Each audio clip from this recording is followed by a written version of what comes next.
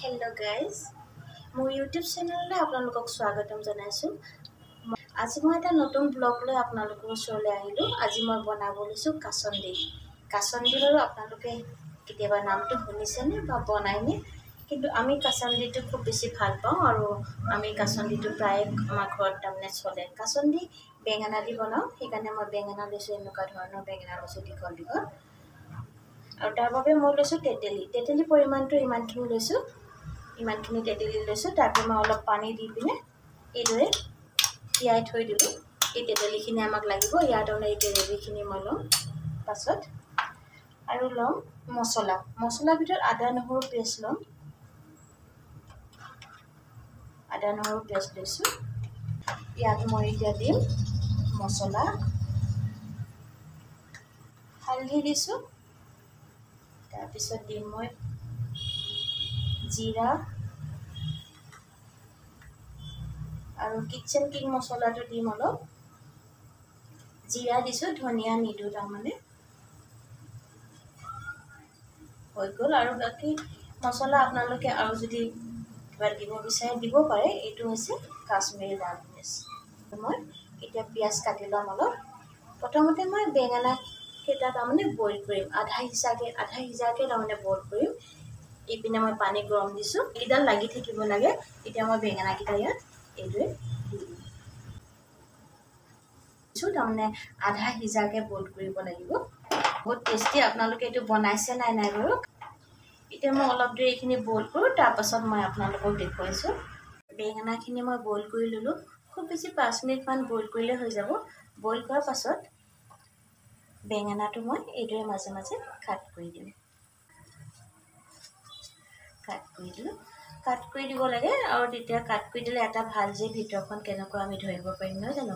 পোক চোক থাকিলেও তাৰমানে গম পোৱা যাব। সেইকাৰণে এইটো দুফাল কৰি দিয়া হয় আৰু তাৰ লগতে মছলাখিনিও ভালকৈ সোমাই যাব। এইটোৱে মই দুফাল কৰি ল'লোঁ গোটেইকেইটা বেঙেনা। এতিয়া মই এটা বাউলত মতে দি দিম তেতেলীখিনি চালনী এখনত লৈ পিনে মই এইদৰে আমাৰ তাৰ জোলটোহে লাগে।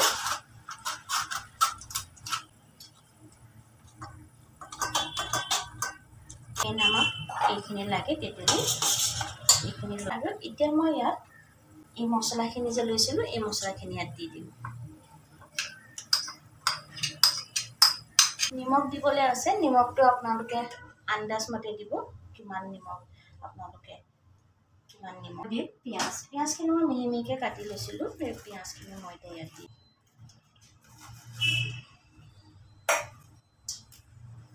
এতিয়া মই হাতেৰে মছলাখিনি এইদৰে মিলাই দিলোঁ।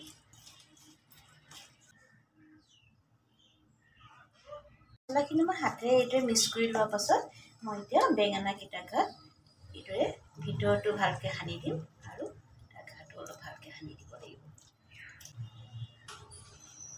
মই এইদৰে মছলাখিনি সানি লওঁ। আৰু এইপিনে মই কেৰাহীখন দিছোঁ আৰু তাত মই মাষ্টাৰ অইল গৰম দিছোঁ। একেবাৰে ইজি বস্তুটো বনাবলৈ কাৰণে, টাইমো বেছি নালাগে। আৰু এবাৰ ট্ৰাই কৰি চাব পাৰে ঘৰত। এইটো চাবচোন, এইদৰে কেতিয়াবা বনাই পিনে ভাল লাগে, বস্তুটো খায়ো ভাল লাগে। এটা নতুন বস্তু। তেলখিনি গৰম দিলোঁ আৰু গৰমো হৈ গ'ল তেলখিনি। এতিয়া মই এইদৰে মছলা লগাই লোৱা বেঙেনাকেইটা এটা এটাকৈ দি যাম।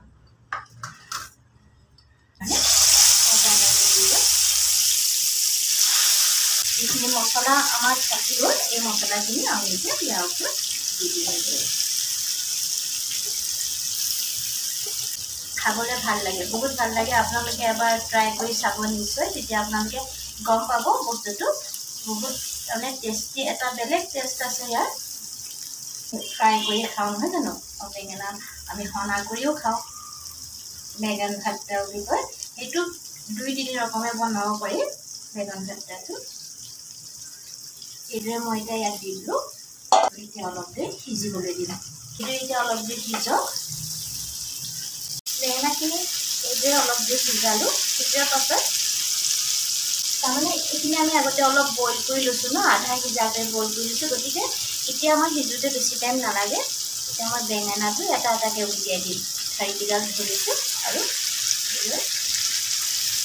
সিটো চাইড কৰি দিম তাৰমানে এটা চাইডে সিজিলে নহয় জানো সেইকাৰণে এইটো চাইডে উলিয়াই দিম ঠাৰিকেইডাল থকাৰ কাৰণে সেইটো এটা সুবিধা হয় আৰু এটা এটা বেঙেনা মৰিটো ধৰি পিনি উলিয়াই দিম অকণমান পানী এচাত দিব লাগিব পানী একেবাৰে দিয়া নাই অকণমান দিম পাছত পানীটো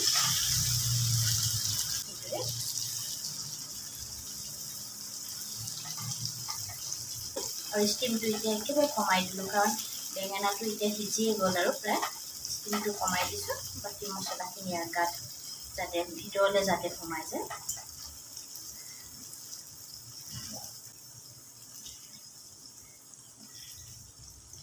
নাই বস্তুটো কাৰণে কাটাডাল দি খুচি চাওঁতে গম পোৱা যায় নহয় জানো আৰু অলপ দি সিজাৰ পাছত মই এইখিনি আৰু আপোনালোকক ডিছত উলিয়াই পিনে দেখুৱাম